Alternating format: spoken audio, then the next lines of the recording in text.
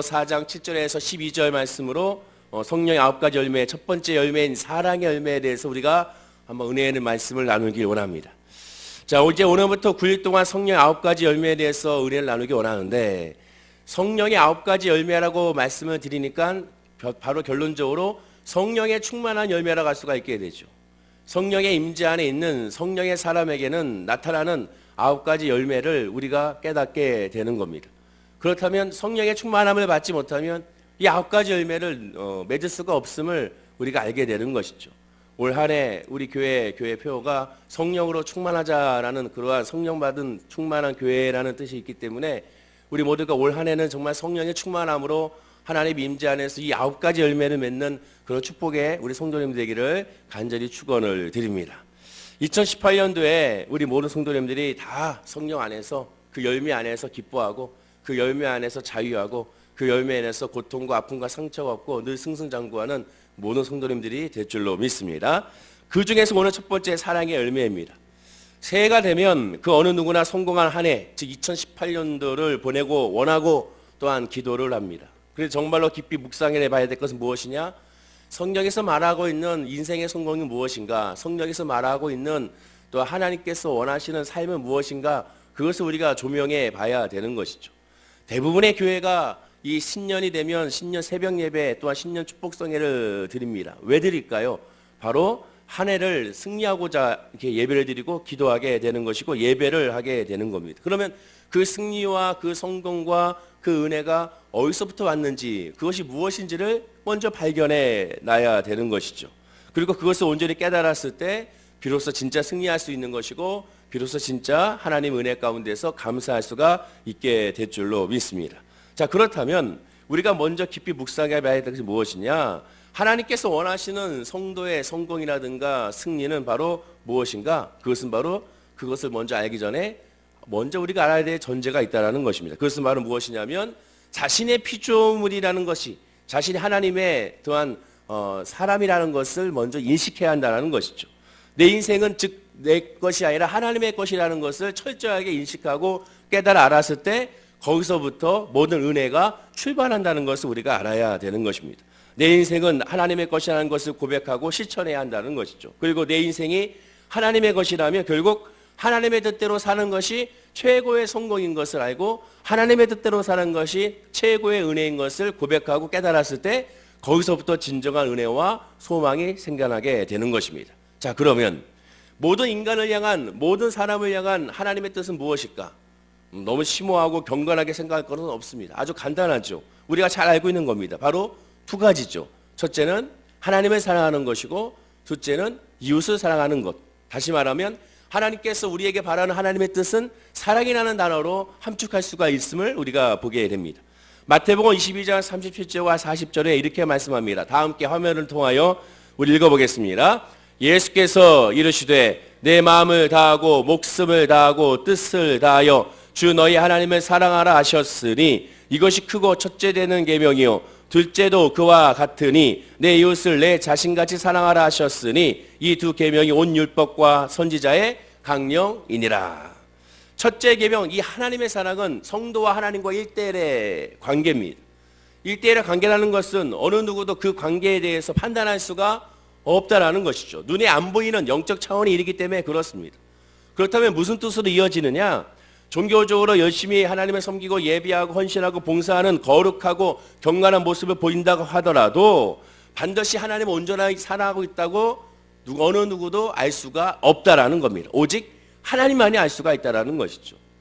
하나님을 깊이 사랑하고 깊이 하나님을 섬기고 깊이 하나님과 교제할수록 현실적으로 잘 먹고 잘 살 수 있는가? 또한 그렇지도 않다는 것을 우리가 알게 됩니다. 성경은 하나님은 예수님은 그렇게 말씀하고 있지 않습니다. 말하자면 하나님의 사랑이라는 것은 현실적인 인생살이의 성공과 실패에 직접적으로는 무관하다는 것을 우리가 알아야 한다는 것이죠.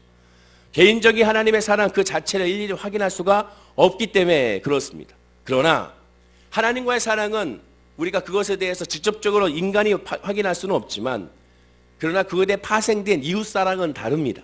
아무리 부정하려고 해도 하나님을 진정으로 사랑한다면 이웃을 사랑하지 않고는 견디지 못하기 때문에 그렇죠.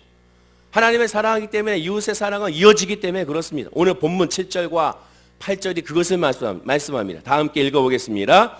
사랑하는 자들아 우리가 서로 사랑하자. 사랑은 하나님께 속한 것이니 사랑하는 자마다 하나님으로부터 나서 하나님을 알고 사랑하지 아니하는 자는 하나님을 알지 못하나니 이는 하나님은 사랑이심이라. 뭐라고 말씀합니까?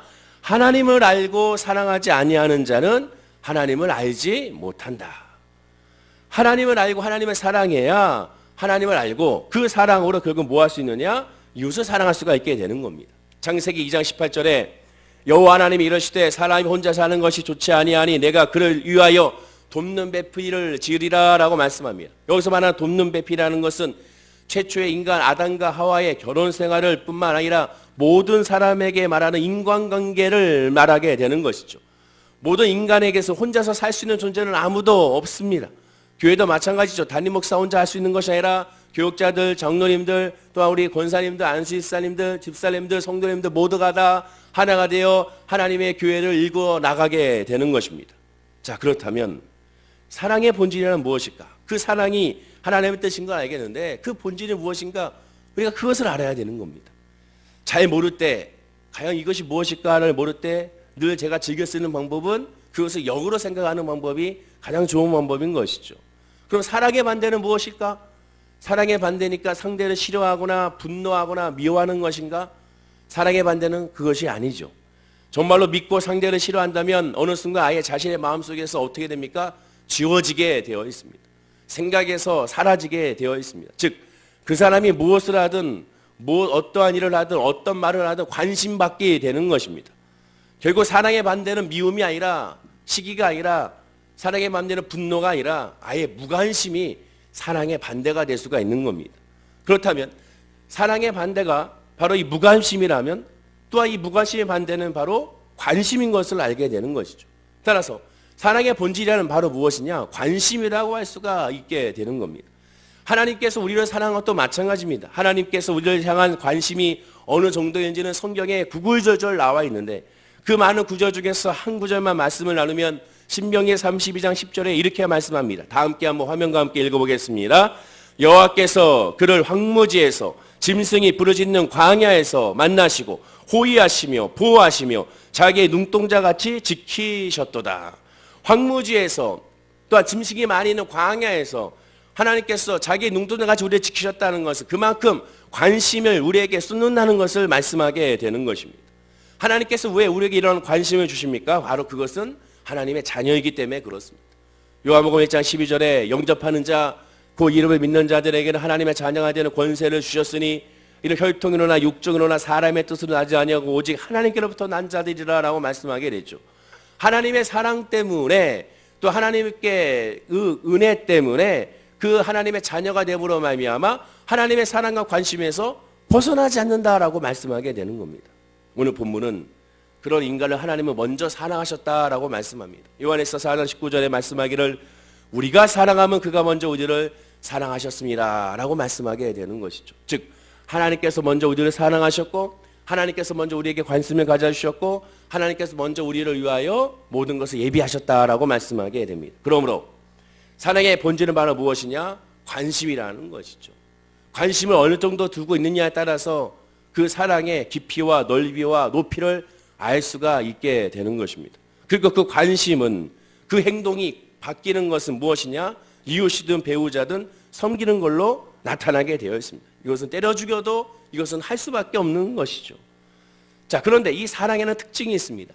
아까 우리 장로님께서 묵도할 때 말씀 나왔던 그 사랑장에 그 고린도서 13장에 사랑의 특징이 나와 있죠. 고린도서 13장 4절과 7절을 화면과 함께 한번 읽어보겠습니다. 자, 시작. 사랑은 오래 참고 사랑은 온유하며 투기하는 자가 되지 아니하며 사랑은 자랑하지 아니하며 교만하지 아니하며 물에 행치 아니하며 자기의 유익을 그치 아니하며 성내지 아니하며 악한 것을 생각지 아니하며 불의를 기뻐하지 아니하며 진리와 함께 기뻐하고 모든 것을 참으며 모든 것을 믿으며 모든 것을 바라며 모든 것을 견디느니라. 여러분 여기서 놀라운 말씀을 살펴볼 수가 있습니다. 사랑에 대한 말씀, 사랑의 특징을 잘 표현하고 있는데 이 사랑을 설명하면서 참는다는 표현이 몇 번 나옵니까? 총 3번씩 나오는 것을 보게 됩니다. 오래 참고 또한 모든 것을 참으며 모든 것을 견디느니라. 사랑에 대해서 말씀을 하는데 이 견디고 참는 것에 대해서만 계속 강조하고 있습니다. 더군다나 사랑을 설명하는 특징을 설명할 때 그 시작이 무엇입니까? 사랑은 오래 참고에서 시작하여 그 마지막은 무엇입니까? 사랑은 모든 것을 견디느니라 라고 끝나게 됩니다. 사실상 가만히 묵상해 보면 사랑이라는 것은 결국 인내하고 참는 것이라는 것이죠. 사랑에 대한 말씀이 15가지가 나오는데 그 중에서 부정적인 내용이 절반이 넘는 8가지입니다. 아니, 보다 더 정확히 살펴보면 해야 한다는 긍정적인 내용이 7가지인데 이 7가지마다도 자세히 살펴보면 인내하고 견뎌야 이룰 수 있는 것을 우리가 알 수가 있게 됩니다. 한마디로 사랑이란 무엇인가를 계속 말씀하는 이 15가지가 하나하나를 살펴보게 되면 다 참는 것에 대한 설명인 것을 보게 됩니다. 그렇다면 어떤 결론으로 흘러가느냐? 사랑의 본질은 참는 것이라는 것이죠. 관심과 함께 참는 것이라는 겁니다. 참지 아니하면 온전한 사랑을 이룰 수가 없다라는 것입니다. 예수님께서 사랑을 설명할 때 가장 크게 설명하신 무엇이냐? 어떻게 사랑해야 되느냐? 원수까지도 사랑하라 라고 말씀하셨습니다. 예수님은 제자들이 얼마나 용서해줘야 하는지를 물었을 때 뭐라고 말합니까? 70번씩 7번이라도 용서해주라 라고 말씀하시게 됩니다. 숫자로는 490번을 용서해주라는 얘기니까 그럼 491번째 죄를 지으면 용서하지 말라는 뜻인가? 그것이 아닌 것이죠. 예수님 말씀은 490번까지 용서하라는 것은 무조건 끝까지 용서해 주지 않으면 참 용서가 아니라는 것을 말씀해 주고 있는 것입니다. 즉 사랑은 무조건적으로 용서해 주라는 것이고, 그러면 490번을 용서한다는 것은 무슨 뜻입니까? 참고 또 참고 또 참는 것이, 그것이 바로 사랑이라는 것을 우리에게 말씀해 주고 있게 되는 것입니다. 예수님의 말씀은 무조건 끝까지 용서하고 참지 않으면 온전한 사랑이 아니라는 것입니다. 그렇다면 우리가 이러한 사랑을 어떻게 할 수 있을까요? 요한일서 4장 20절에 이렇게 말씀합니다. 누구든지 하나님을 사랑하노라 하고 그 형제를 미워하면 이는 거짓말하는 자니. 정확하게 표현하죠. 하나님을 사랑한다라고 하면서 형제를 미워할 수가 있다? 없다라는 겁니다. 보는 바 그 형제를 사랑하지 않은 자는 보지 못하는 바 하나님을 사랑할 수 없느니라. 내 옆에 있는 그 형제와 자매를 사랑하지 않고 어찌 하나님을 사랑할 수 있겠느냐라고 말씀하게 됩니다. 하나님의 사랑의 은혜 안에 거한다면 최소한 내가 그 사람을 내가 미워하고 그 사람을 싫어해서 그 사람 같이 할 수 없을지라도, 그것을 인정할지라도 최소한 그 사람을 위하여 기도해주고 자비와 긍휼의 마음으로 말미암아 그를 위하여 안타까운 심정으로 간구할 수 있는 존재가 되는 것이 바로 진짜 하나님의 사랑하는 사람의 모습이라고 성경은 말씀해주고 있게 되는 것입니다.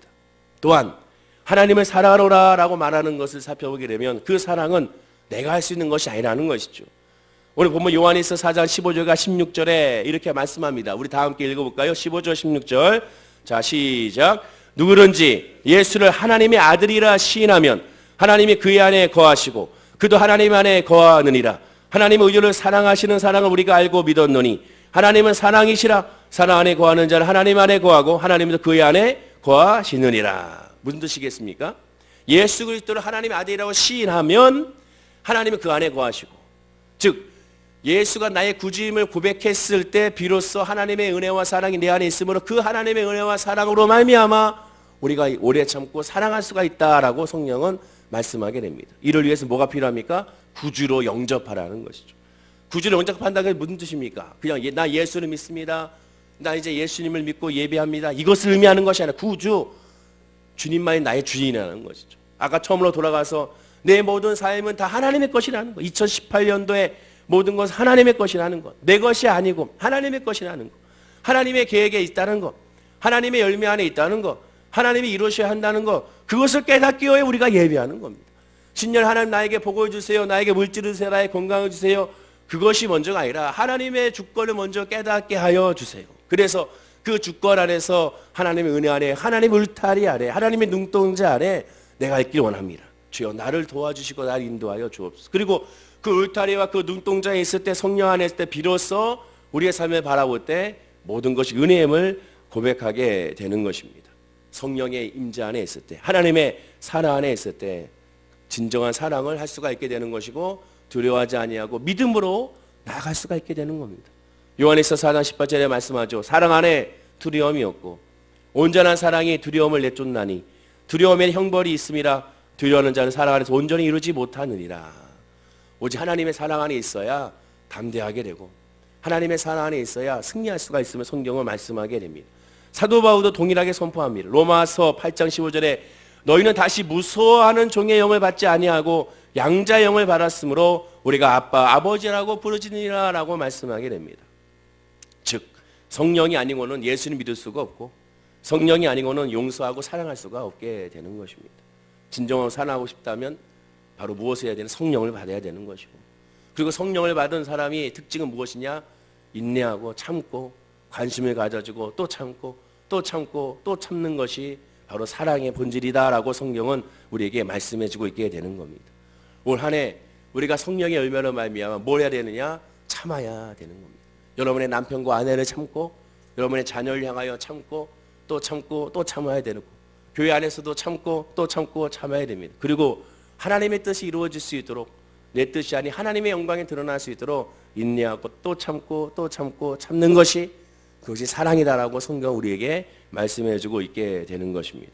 우리 골로새서 3장 12절과 14절 말씀을 읽고 오늘 말씀을 마치려고 합니다. 다 함께 한번 읽어볼까요? 저 화면과 함께 시작. 그러므로 너희는 하나님이 택하사 거룩하고 사랑받는 자처럼 긍휼과 자비와 겸손과 온유와 오래 참음을 옷 입고 누가 누구에게 불만이 있거든 서로 용납하여 피차 용서하되 주께서 너희를 용서하신 것 같이 너희도 그리하고 이 모든 것 위에 사랑을 더하라. 이는 온전하게 매는 띠니라. 올 한 해 우리가 이 말씀을 기억하여 정말 사랑의 열매를 우리 모든 삶 가운데 한번 열매를 맺고 나눠줄 수 있는 그런 축복이 우리 월계순복의 성도님에게 간절히 축원하고 기도를 드립니다. 다른 거 필요 없습니다. 성령 안에서 사랑이 먼저인 것입니다. 진정한 사랑, 말로만 사랑하지 말고 진정한 사랑을 우리가 한번 올 한 해 2018년도에 우리 가정부터 시작하여 우리 옆에 있는 우리 사람들로부터 시작하여 이웃을 통하여 한번 실천하고 나눌 수 있는 그런 은혜가 우리 모든 성도님들이 있기를 간절히 축원하고 기도드립니다. 기도하겠습니다. 아버지 하나님 감사합니다. 오늘 성령의 9가지 열매 중에 사랑에 대해서 말씀을 나눴습니다. 사랑의 본질은 관심이었고 그 관심을 이루기 위해서는 아버지의 오래 참음을 알 수가 있었습니다. 아버지 우리는 조급합니다. 너무나 조급하여 당장이 이루어지지 않는다고 속상해하고 당장에 열매가 없다고 답답해하는 것이 우리들의 모습입니다. 그러나 가만히 성경을 묵상해 보면 하나님은 정말 오래 참고 또 참고 또 참아 주셨습니다. 하나님의 사람들이 하나님께 돌아올 수 있도록 참고 인내하신 그 하나님의 사랑이 우리에게도 있게 하여 주시옵소서. 2018년도에 성령 안에서 사랑의 열매를 맺음으로 말미암아 서로가 서로를 용납하고 서로가 피쳐 용서하며 서로가 서로를 위하여 기도하며 간구할 수 있는 정말 초대교회의 사랑의 공동체가 우리 월계순복음교회가 되게 하여시고 이 한 해가 될 수 있도록 복을 부어 주시옵소서. 그 사랑 안에서 우리의 삶을 바라볼 때 모든 것이 열매고 모든 것이 은혜임을 고백하게 하시고 그 사랑에서 우리의 질병을 바라볼 때 그 질병조차도 예수의 십자가 보혈 안에서 자유함과 평안함이라는 승을 고백하는 우리 성도님들의 고백이 되게 하여 주옵소서. 감사와 찬양을 드리며 예수님의 이름으로 기도드립니다. 아멘.